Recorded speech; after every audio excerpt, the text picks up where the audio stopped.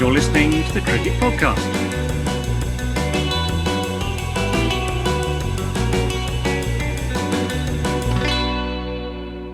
Hello and welcome back to the Cricket Podcast, and hello to those on YouTube to the Cricket Podcast. Having been over the fifth test preview between England and India, we will now be looking at the Indian T20 squad for the World Cup, which has been announced this evening as we record. And there's actually probably a few things to talk about in there. India in selection apparently is the gift that keeps on giving, and India in selection of Ashwin is the gift that keeps on giving, because he can't get a look in the tests when he's the best finger spinner going, but he's back in the T20 squad, Ross. He is indeed, and it's a 4-year absence, I think it is. Yeah. I think it's probably there's that bit. It's a very, very spin-heavy side that they've selected, right? They've got, Chakravarti in there, Ashwin is in there, Chahar is there, Jadeja. Obviously Ravi, they're Akshar Patel. So there's a lot of spin in there. No, obviously the World Cup is being played in the UAE. The previous IPL, not the one that is currently on hiatus, was played in the UAE. So they kind of know what they're doing in this space. Max, let's talk about Ashwin a little bit. I mean, when we watch him in the IPL, like, he is one of those. He's a tinkerer, isn't he? He's got the variations. He's not really an explosive batsman. He's in T20 cricket. But I want to see more Ashwin. So I think this is a great inclusion. Yep, I like it. I really do. He's clever enough, isn't he? As a bowler to be able to get it right. And yeah, I mean, it's 2020. If you bat properly, you can just stick him at 11. I don't think. But yeah, then again, the UAE pitches not even necessarily cut out, are they, for late innings smashing it everywhere? It's not always that easy unless you're at Sharjah. So yeah, I like it. I'm happy to see him in there. I just find it utterly bizarre that they've gone topsy turvy, haven't they? They've got it backwards. Yeah, well, I mentioned Chakravarti is in the side, so we can only assume that he's passed the fitness test that he famously he failed. Can finally run 400 meters. Yeah, I mean, maybe he'll take the moniker of Donut Boy. Who knows? I mean, that one day will be passed on to somebody else. I also think that it's a pretty incredible story, right, for him. His debut was in the Tamil Nadu Premier League at the age of 25, and 4 years later, here he is, World Cup, potentially. They're going to be favourites, right, for this in those conditions, I reckon. Them in England. I think so. Yeah. I think they'd have probably been favourites at home anyway. But yeah, I think the UAE it's gonna come down to who knows the conditions best as much as anything, and I think that experience of the IPL in 2020 will be very, very useful indeed, and the second half of this IPL as well will be a pretty useful warm up for things. And you can see with that squad selection, can't you, that they know how it's going to go. I mean, they've barely even bothered with seamers. Well, let's talk about the seamers before we get into the leadership setup that they've put in. So there are three main out and out seamers. We got Bhuvi, who was left out of the Test squad and went to Sri Lanka to play on that ill-fated kind of COVID hit tour. So yeah, Bhuvi's back. Shami is in the side, and obviously Bumrah. I mean, they're three decent paces. I think Mohammad Shami was in the top 10. He's currently in the top 10 bowlers for the IPL at the moment. I mean, Bhuvi has demonstrated time and time again that he is an international level opening bowler. And Bumrah is Bumrah. Yeah. So I mean, there's not too much to really say on that, but it was quite interesting on the standby players because they've got Shardul Thakur and Deepak Chahar. I mean, Deepak Chahar is kind of he's been pretty good for CSK, I suppose, in this one. I mean, was it Harshal Patel for RCB who took all those wickets as well? So at least they're kind of trying to that bit, but they're not really. They don't have that glut. So I was surprised that someone like Krishna wasn't kind of on that list. I think he's in the touring party of the Test side, and actually he was reasonably good for KKR, I thought, this year. Yeah, I think it's just a question of how many overs of seam they're intending to bowl. I mean, I think you're probably going to bowl 12 overs of spin, aren't you, in the UAE? I'd have thought. I assume so. I mean, they do have. And you've also got Hardik Pandya, to pop in with an over or two. So I mean, I'd actually be a little bit surprised if we see Bhuvi, Bumrah, and Shami all play in the same game very often. And it'd be terrible if they do play together. It'd be a bad selection if they do all play together. Wouldn't be the way I'd go. But I mean, I'm not even sure about Mohammed Shami, actually, to be honest. In the squad, he's not got the best T20 record going. I think his economy rate in T20 internationals is pushing 10. So that's not ideal. That's two fewer than Chris Jordan. But I think he would likely be the one to miss out. I think Bhuvi and Bumrah are sort of shoe-ins, aren't they? Hardik Pandya will provide some pretty useful overs of slower ball half trackers, which are impossible to get away after the 13th over of the game, and then you've got as much spin as you like. Well, it's interesting. So the leadership in this, Max. So Virat Kohli is the captain. I'm on the opinion that Rohit Sharma should be India's T20 captain. But there has been an addition to the India setup. And initially, I thought he was included in the squad. That would have been great, wouldn't it? That is the one and only Mahendra Singh Dhoni. He is the team mentor. Team mentor. So they're really taking the IPL kind of thing quite seriously, aren't they? In that kind of bit where they just be like, oh, we've all got mentors. Why would we not have Mahendra Singh Dhoni be part of the team? I think it's brilliant. I absolutely love it. I don't know if it's going to be any use or any benefit whatsoever, but the just the concept of having Dhoni there as a mentor, I think for me is phenomenal. It'd be like having a supportive granddad, won't it? Just to see you over the line, encouraging everyone to take it deep.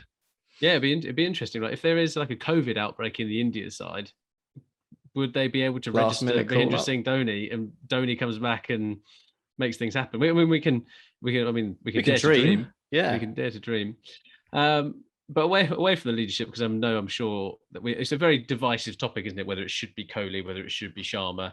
And the reason that it's divisive is because they're superheroes, right? In some people's eyes.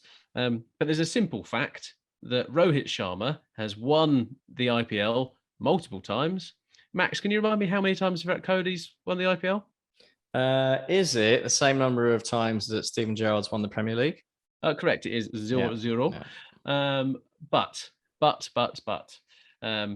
normally when I say something like that, people actually don't listen past what I'm about to say. So normally I'm just going to get all the insults for that bit. So that's fine. Quite right too. But this could well be the year for Virat Kohli to win the IPL. RCB have recruited well over the summer because of the forced COVID break. So Virat could be going into this winning in England, winning the IPL, and then winning the World Cup. I mean, if there's going to be one person who would wear that crown, Virat Kohli is probably one of those guys who'd wear it quite well. Do you think he could handle it? Do you reckon his ego could handle the expansion within his head? I think he'd just explode. I don't think there's any room left anyway. If you imagine that 3 on the bounce, it'd probably start trying to take over the world. Maybe not such a bad thing the way things are going. Who knows? Hey, if it's good enough for Imran Khan of Pakistan, it might well be it might be President Kohli one day. We can call it the Kohli Dome, the Modi Dome. RR the greatest on Twitter was straight on there and said to me that KL Rahul is in this side. Mm-hmm. Yeah, so the I can't believe we haven't got to that yet. Yeah, the ball eater, as he's known on this podcast. His inclusion is kind of weight of runs rather than strike rate. I think it's probably fair to say. And looking at that team, I'm kind of seeing as if Virat Kohli goes down injured, he goes into that mold, right? I don't think he actually is starting in the 11. I think he's the backup to Virat, and then you've got Shreyas Iyer who's on standby if he goes down.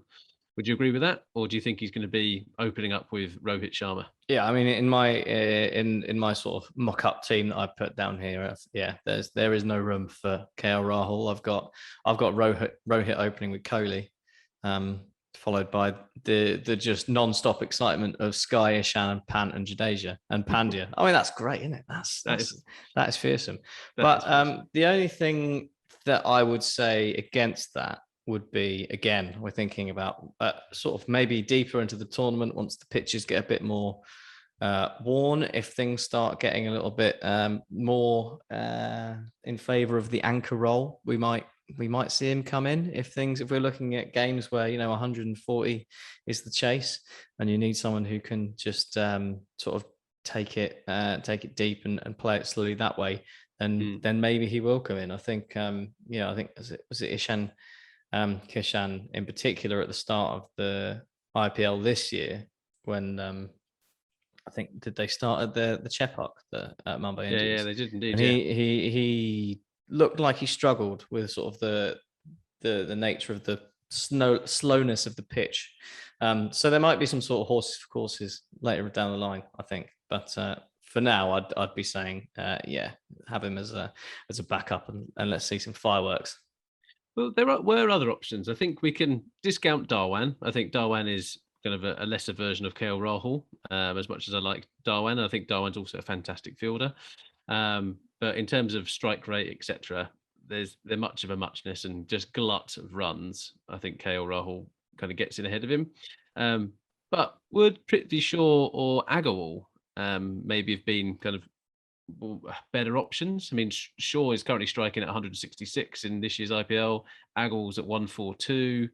I mean, Padikau was probably unfortunate as well with his injury, not to be kind of considered here as well. But so out of those, I think one demonstrates the talent that India have anyway. Yeah. What do you think, Max? Do you think KL Rahul was the right option there? I think there are more exciting options that you could go for, but with excitement comes a little bit of risk as well. So it feels like the safe bet for me. I mean, there's so much talent in that Indian batting pool at the moment. It's scary. So I think whoever they picked is probably you're probably fairly confident that it's going to come off at some point. And the only other bit to kind of talk about, Max, is that some of the other people have missed out potentially. So absentee. So was it Yuzi, old Chahal, the leg spinner? That was quite surprising. I guess he's been replaced by Rahul Chahar. He's gone the way of Kuldeep Yadav, hasn't he? Kind of just like came onto the scene, did really well, and then he's kind of been found out a little bit and hasn't been at his best in the IPL. Is probably fair to say. Natarajan also left out. I mean, left armour is always good to have in T20s. I mean, the stats might not back that up, but Dan Weston's not here to prove me otherwise. I think when England kind of had Ryan Sidebottom in that lineup, it was always a better David thing, right? Willey and Sam Curran, right? So there is that bit, but no space for the Yorker Supremo from Sunrisers Hyderabad.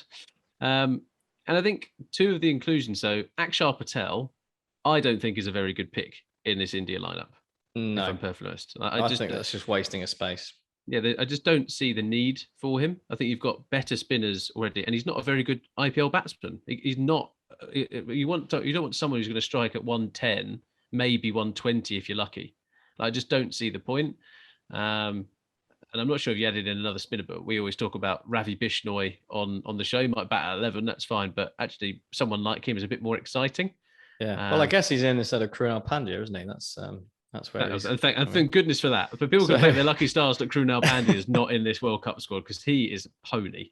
Arshdeep Singh as well. I kind of sound like a Punjab Kings fan here, but I was Arshdeep Singh I thought as well had kind of an outside chance of being involved here, but clearly missed out. But it comes back to it again, Max, right? The depth in opening batsmen, mid-order batsmen, wicket keepers, spinners, and pacers is phenomenal. Yeah.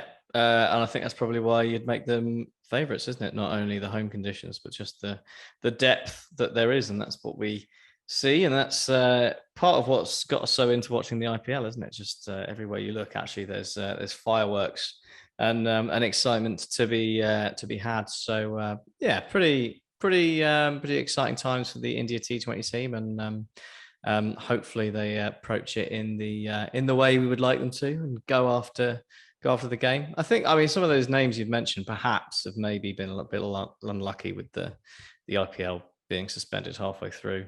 Obviously, they're naming the squad before the second half gets underway. So if we'd had a full season of the IPL and someone had a proper like 18, 19 games of being really good, then yeah, maybe one of those guys would have snuck in. But I think with that suspension, it's just slightly more reverting to what you know, which is understandable, I think. It's interesting you mentioned that, actually, Max, because I think actually if you look at the workload across some of these players, it's been pretty bloody significant for the last 9 months. Like if you think let's take Rishabh Pant for an example. Pant had an unbelievable series where kind of the weight of the world was on his shoulders and he smashed it through the universe against Australia. Then had the IPL. You then had you had England before the IPL. Was it England before the IPL or after the IPL? Before the IPL. Yep. He also played most of those games, if not all of them. And then he's had the IPL, which got curtailed because of COVID and got caught up in COVID. He's had COVID, and now he's played in every game in the Test matches against India. And now he's going to go play for Delhi Capitals, where he's the captain, unless Shreya Iyer takes the reins back after his injury.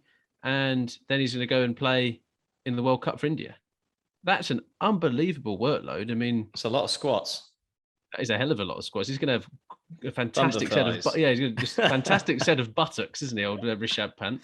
He's going to get an underwear model contract. But I think that well-being, and it's not just the physical well-being, but also the mental well-being of these players is going to be pretty significant. And I can't imagine they're going to be outside of bio bubbles for the World Cup. Like, I'm assuming like from IPL to there, I reckon they can't risk it, right? The IPL has already been curtailed. They can't risk the golden goose being kind of, I don't know, I was going to make a foie gras kind of a comment, but I'm going to go against that. The golden goose can't be cooked again. And then they can't risk the World Cup not being on. So bio bubbles, mental health, physical well-being, it's a recipe for disaster on this. And there is a risk in this India side that it is one thing too many for some of these players. Yeah. The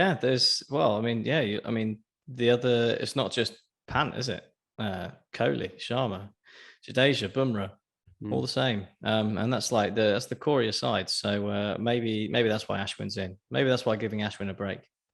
Yeah, maybe. Make sure someone's got a bit of go and do some laps. Yeah, go do some laps of the Oval and you'll be fine. Yeah. Anyway, we would love to hear what you think about this India squad. We forgot to mention at the start, we are sponsored by Woodstock. Go and use their cricket stuff, buy their cricket stuff. TCP25 is our discount code for 25% off.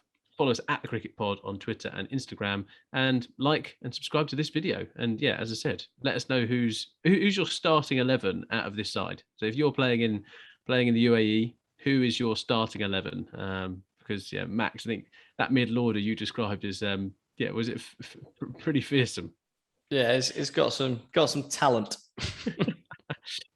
We will be back with a number of shows across the next test match, and we'll try and do a reaction show to England's lineup, which gets announced tomorrow.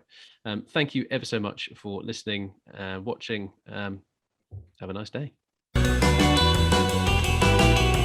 You're listening to the Cricket Podcast.